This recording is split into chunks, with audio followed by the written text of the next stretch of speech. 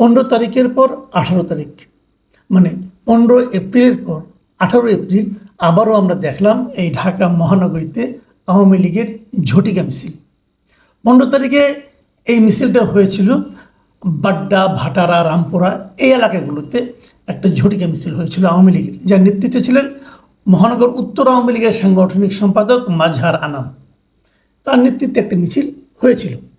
তার ঠিক দুদিন বাদে 16-17কে বাদ দিয়ে 18 তারিখে মানে শুক্রবার দিন আরেকটা মিটিং হলো উত্তরায়, ঢাকা 18 সংসদীয় এলাকায়। এটা একটা ঝটিকা মিছিল হয়েছিল। এই মিছিলে ছোট মিছিল, খুব বড় না, অল্প সময়ের জন্য এসেছিল, চলে গেছে। মিছিলের স্লোগানগুলি কী ছিল সেটাও একটু বলি। স্লোগানে ছিল জয় বাংলা, জয় বঙ্গবন্ধু, তারপরে শেখ হাসিনা আসবে, বাংলাদেশ হাসবে, শেখ হাসিনার ভয় নাই, রাজপথ ছাড়ি নাই, শেখ হাসিনার সরকার বারবার দরকার, তুমি কে আমি কে, বাঙালি বাঙালি, এই সমস্ত নানা ধরনের স্লোগান এই মিছিলে ছিল। এখন এই মিছিলটা হয়ে যাওয়ার পর প্রতিক্রিয়া আমরা আজকে কি দেখলাম? আজকে কয়েক ধরনের প্রতিক্রিয়া দেখলাম। একটা প্রতিক্রিয়া দেখলাম যে ওখানে কয়েকজন ছাত্র তারা একটা ব্যানার নিয়ে মিছিল করেছে। সেই ব্যানারে লেখা ছিল যে অপারেশন ডেভিল হান্টের ব্যর্থতা, আওয়ামী লীগের মিছিলে পুলিশের নিষ্ক্রিয়তার প্রতিবাদে প্রতীকী লাঠি মিছিল। সবার হাতে ছোটো ছোটো লাঠি ছিল, এরকম একটা ব্যানার ছিল। আমি এটার একাধিক ভিডিও দেখলাম, ছবি দেখলাম, আপনারা ছবিটা দেখতে পারেন। সেই ছবিতে আমি দেখলাম মোট এই 9 জন কি 10 জন লোক ছিল উপস্থিত। 9 জন কি 10 জন লোকের নিয়ে একটা মিছিল, প্রতীকী মিছিল। তারা আওয়ামী লীগের মিছিলে পুলিশের নিষ্ক্রিয়তার বিরুদ্ধে তারা প্রতিবাদ করছে। মানে এটা কিন্তু খুব একটা ইন্টারেস্টিং আমার কাছে মনে হলো পরিবর্তনটা। দেখুন, এই উত্তরায় কিন্তু আজ থেকে কয়েক মাস আগে জুলাই অগাস্টে আওয়ামী লীগের শাসন, আওয়ামী লীগ সরকারের যে দুঃশাসন, তার বিরুদ্ধে সবচেয়ে উত্তাল অবস্থান ছিল এই উত্তরা। এখানেই মুগ্ধ মারা গিয়েছিলেন। তো সেই উত্তাল যে অভিযানটা ছিল, উত্তাল যে মিছিলটা ছিল, সেই মিছিলে কারা ছিল? তারা এখন কোথায় গেল? তো তারা কি আওয়ামী লীগের নিষিদ্ধ চান না? তারা কি আওয়ামী লীগের এই ঝটিকা মিছিলের বিরোধিতা করতে চান না? বিষয়টা আসলে কি দাঁড়াচ্ছে? এই জিনিসটা আমি মনে করি এই সরকারের এখন চিন্তা করা দরকার। যাদের আন্দোলনের ফলে তারা এখন সরকারে বসেছেন, এই সরকার কি সেই সাধারণ মানুষের যে প্রত্যাশা, সেই প্রত্যাশা মেটাতে পারছেন? এটা হলো সবচেয়ে গুরুত্বপূর্ণ বিষয়। সাধারণ মানুষের প্রত্যাশাটা কি ছিল? সরকারে কে হবে, কে উপদেষ্টা হবে, কে উপদেষ্টার বিশেষ সহকারী হবে, কে সংবিধান সংশোধনের জন্য কাকে বিদেশ থেকে উড়িয়ে আনা হবে, কাকে, এগুলি সব মানুষের প্রত্যাশা ছিল না। মানুষের প্রত্যাশা ছিল জীবনযাপন যেন সহজ হয়, উনি যেন বাজারে যে জিনিসপত্র কম দামে কিনতে পারেন, দেশে যেন অর্থনৈতিক প্রবৃদ্ধি দৃশ্যমান হয়ে ওঠে। ওনারা এইগুলো চেয়েছেন। কয়টা পেয়েছেন? এবং মানুষের সে প্রত্যাশার বিপরীতে মানুষ কি দেখেছে? আগে কারা লুটপাট করতো, সেই লুটপাট কি বন্ধ হয়েছে? এখন কি লুটপাট হচ্ছে না? একটা ছেলে যে টেলিভিশনে বলেছে যে তাদের এলাকার সবচেয়ে দরিদ্র ঘরটা হলো তাদের, সেই ছেলে এখন 1.5-2 কোটি টাকা দামের গাড়ি চালায়, বিশাল অফিসে বসে। মানুষের কাছে এই পরিবর্তনগুলি কি মানুষকে আনন্দ দিচ্ছে? এবং দিচ্ছে না বলেই কিন্তু আজকে এই প্রত্যেকে লাঠি মিছিলের পেছনে এই উদ্যোক্তা 9 জন ছাড়া আর কেউ ছিল না। আমরা কদিন আগে কিন্তু একই জিনিস দেখেছিলাম যে বৈশাখী যে অনুষ্ঠান ছিল, সেখানে যে এই এনসিপির যে প্রোগ্রামটা ছিল, সেই প্রোগ্রামে কিন্তু দেখা গেছে যে 50-60 জনের বেশি লোক ছিল না সামনে, এবং তার মধ্যে অর্ধেকের বেশি ছিল সংবাদ সংগ্রহের জন্য নিয়োজিত ক্যামেরা পার্সন এবং রিপোর্টার। তাহলে বেলুন কি ফুটে গেল, চুপসে গেল? দেখুন, এরপর আমি আরেকটা প্রসঙ্গ তুলব সরকারের ভূমিকা নিয়ে। আজকে স্বরাষ্ট্র বিষয়ক উপদেষ্টা লেফটেন্যান্ট জেনারেল জাহাঙ্গীর আলম চৌধুরী তিনি গিয়েছিলেন এই রাজধানীর উত্তরাঞ্চলের 3টি থানা পরিদর্শনে। কোন 3টা থানা? বিমানবন্দর, উত্তরা পশ্চিম ও তুরাগ, এই 3টা থানা পরিদর্শন করেছেন।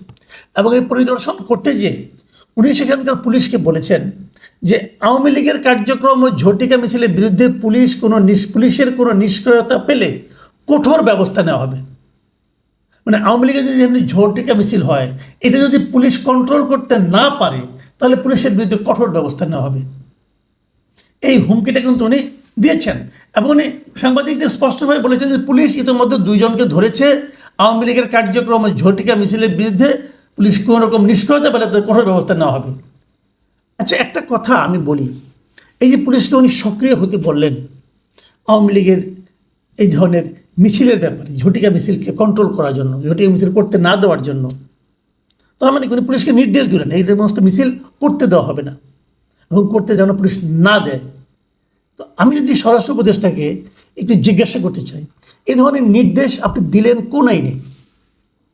মানে পুলিশ যদি জিজ্ঞাসা করতো আপনাকে, স্যার আপনি যে আদেশটা দিলেন এই আদেশটা আমি কোন আইনের বলেন করবো কাজটা, মানে আওয়ামী লীগ যদি মিছিল করতে চায় অথবা হয়তো মিছিল করে, তাদেরকে আমি মিছিল করতে না দেওয়ার পেছনে কি আইন আছে, আমার কোন আইনটা আছে যে আইনে আপনি আওয়ামী লীগের মিছিলকে নিষিদ্ধ করতে পারেন? এই প্রশ্নটা আমিও করতে চাই। দেখুন, ছাত্রলীগের মিছিল যদি কেউ করতে চায় আপনি এটা বন্ধ করতে পারেন, আইন আছে। আইনটা কি? যে ছাত্রলীগ বাংলাদেশের আইনে একটি নিষিদ্ধ সংগঠন। কোনো সংগঠনকে যদি নিষিদ্ধ করা হয় তারা অবশ্যই কোনো মিছিল করতে পারবে না, তারা কোনো রাজনৈতিক কর্মকাণ্ড চালাতে পারবে না, যেমনটি হিজবুত তাহরিরও পারে না। এটা তো নিয়তি না, নিয়তি কেন? এই হিজবুত তাহরিরকে কিন্তু আওয়ামী লীগরা নিষিদ্ধ করেছে, এখন তারাও নিষিদ্ধ হওয়ার মতো অবস্থায় পৌঁছেছে, নিয়তি এটা। তো যা হোক, ছাত্রলীগ যদি কোনো মিছিল করে, কোনো রাজনৈতিক কর্মকাণ্ড করে, তার ব্যাপারে যদি পুলিশ ব্যবস্থা নেয়, এটা আইনের মধ্যে পড়বে। কিন্তু আওয়ামী লীগ কিন্তু এই সরকার নিষিদ্ধ করেনি। যে সরকার আওয়ামী লীগকে নিষিদ্ধ করেনি সেই সরকারের সংশ্লিষ্ট উপদেষ্টা, মানে মন্ত্রীর মর্যাদার উপদেষ্টা, সংশ্লিষ্ট উপদেষ্টা যদি বলে তার পুলিশকে যে তাদেরকে তোমরা মিছিল করতে দেবে না, এখন যদি ওই পুলিশ তাকে প্রশ্ন করে, স্যার আপনি যে কথাটা বললেন এটা কি আইনি নির্দেশ থেকে বেআইনি আদেশ? কেন আমি আইনি এবং বেআইনির এই কথাটা তুললাম? আপনাদের একটু পিছনে নেব, আমি খুব বেশি দিন পিছনে না, এই সরকার দায়িত্বে আসার পরেই গত সেপ্টেম্বরে সম্ভবত সেপ্টেম্বরের দিকে উনি র্যাবের একটা মিটিংয়ে গিয়েছিলেন, যে সেখানে উনি বলেছিলেন ঊর্ধ্বতন কর্তৃপক্ষের বেআইনি আদেশ মানা যাবে না। এই মোহাম্মদ জাহাঙ্গীর আলম চৌধুরী উনি বলেছিলেন যে আপনার ঊর্ধ্বতন যদি আপনাদেরকে কোনো বেআইনি আদেশ করে আপনি সেটা মানবেন না, উনি বলেছিলেন। তাহলে এই আদেশটাকে আইনি আদেশ, উনি যেটা বললেন যে পুলিশকে আওয়ামী লীগকে মিছিল করতে দেবেন না, এটা কি কোনো আইনি আদেশ? কোন আইন বলেন তো আপনি আমাকে? একটা বৈধ রাজনৈতিক দল সে মিছিল করবে, তার রাজনৈতিক কর্মকাণ্ড পরিচালনা করবে, এটা তার সাংবিধানিক অধিকার। আপনি এটাকে কোন আইনের বলে করতে দেবেন না? এবং আপনার এই বেআইনি আদেশ যদি পুলিশ অমান্য করে, তাহলে আপনি বলেছেন যদি আমি কোনো বেআইনি আদেশ দিই সেটা মানার দরকার নাই, এটাও তো পুলিশ তারা মানবে না। এখন আপনি বলবেন না আমি বলেছি মানতে হবে, কী কারণে মানতে হবে ভাই? এটা তো বেআইনি আদেশ।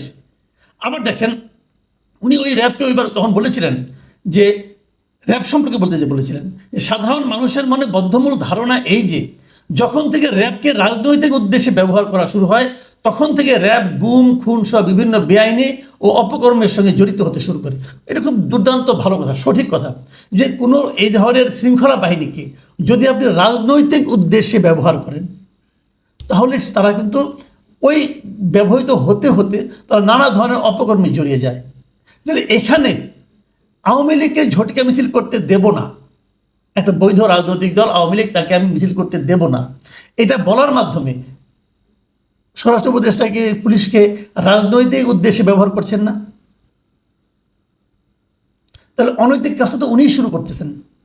দেখুন, আওয়ামী লীগ নিষিদ্ধ করা উচিত কি উচিত না, আওয়ামী লীগের মিছিল করতে দেওয়া উচিত কি উচিত না, আওয়ামী লীগ রাজনীতি দেশে করতে পারবে কি পারবে না, আওয়ামী লীগের লোকদেরকে আমরা কতটুকু ঘৃণা করব, এই সবগুলি নিয়ে কিন্তু আলোচনা চলতে পারে। আমি এই আলোচনাতে কোনো আপত্তি দেখি না, কিন্তু আমার কথা হলো যে আপনি ততটুকুই করতে পারবেন, পুলিশ ততটুকুই আওয়ামী লীগের প্রতি আচরণ করতে পারবে যতটুকু তাকে আইন কভার করে। পুলিশ তো আইন শৃঙ্খলা রক্ষাকারী বাহিনী না, তারা তো বেআইনি কাজ তাদের তো করা উচিত হবে না। এখন যদি খোদ স্বরাষ্ট্র মন্ত্রণালয়ের উপদেষ্টা বলে তাকে বেআইনি কাজ করতে, তাহলে সে কী করবে? এখন আইন তো সরকারই তৈরি করে, তো আপনারা একটা আইন তৈরি করে নেন, আমার কোনো আপত্তি নাই, যদি পারেন একটা আইন তৈরি করে নেন যে আমরা আওয়ামী লীগকে নিষিদ্ধ করে দিলাম, করেন না ভাই, আমার কোনো আপত্তি নেই, একটা আইন তৈরি করেন এবং সেই আইন তৈরি করে আপনি বলেন যে এই আইন যে না মানবে তার বিরুদ্ধে আমি ব্যবস্থা নেব। তাহলে একটা আইন, এটা হবে একটা আইনি নির্দেশ। কিন্তু আপনি তো বেআইনি নির্দেশ দিচ্ছেন, যেটা আইনে নাই আপনি সেই নির্দেশ দিচ্ছেন। জাহাঙ্গীর সাহেব, আপনাকে তো আইনটা একটু বুঝতে হবে ভাই, আইনটা পড়েন। আপনার নির্দেশটা কি আইনি নির্দেশ হলো? ঠিক এই জায়গাটা মাথায় রাখতে হবে, সরকারকে মাথায় রাখতে হবে। কিন্তু মাথায় রাখতে হবে কেন কেন ছাত্রদের ওই প্রতীকী লাঠি মিছিলে মাত্র 9 জন লোক থাকে, সরকারকে বুঝতে হবে। এই জিনিসটা কিন্তু আওয়ামী লীগ সরকার বোঝে নাই যে কেন। এই যে আমার মনে আছে, স্পষ্ট মনে আছে, যখন মুক্তিযুদ্ধের সন্তানদের কোটা, পোষ্যদের কোটা বাতিল হলো, তখন তার কিছুদিন আগে আমি দেখেছিলাম এই শাহবাগে মুক্তিযুদ্ধের প্রজন্ম লীগ নামে কি একটা প্রতিষ্ঠান ছিল, এরা একটা মিছিল করছিল কোটার পক্ষে। সেখানে লোক ছিল 20-22 জন। তো সরকার কিন্তু 20-22 জনের পক্ষে গেছিল। ফলটা কি হয়েছে সরকার নিশ্চয়ই টের পেয়েছেন, সরকারের পতন হয়েছে। কিন্তু সংখ্যাগরিষ্ঠের পক্ষে আপনাকে থাকতে হবে। আপনারা যাদের পক্ষে এখন আছেন ওখানে মাত্র 9 জন থাকে। আর তাদের যে মূল দল, তাদের যে মূল অনুষ্ঠান, একটা আয়োজন করা অনুষ্ঠান, অনেক দিনের মানে ঘোষিত অনুষ্ঠান, সেই অনুষ্ঠানের সাংবাদিক সহ থেকে 60 জন। আপনাদের বুঝতে হবে পায়ের নিচের মাটি এখন ধীরে ধীরে সরে যাচ্ছে। এটাও বুঝতে হবে কেন সরে যাচ্ছে। আপনারা মানুষের প্রত্যাশা মেটালে এগুলি কোনো ইস্যুই হতো না। তখন পুলিশকে আর অর্ডার দিতে হতো না, মানুষই এদেরকে প্রতিহত করত। কিন্তু সেটা আপনার মানুষের প্রত্যাশা যখন মেটাতে না পারবেন তখন এরকম হতে থাকবে। ওই চিৎকার চেঁচামেচি করে, ওই ফেসবুক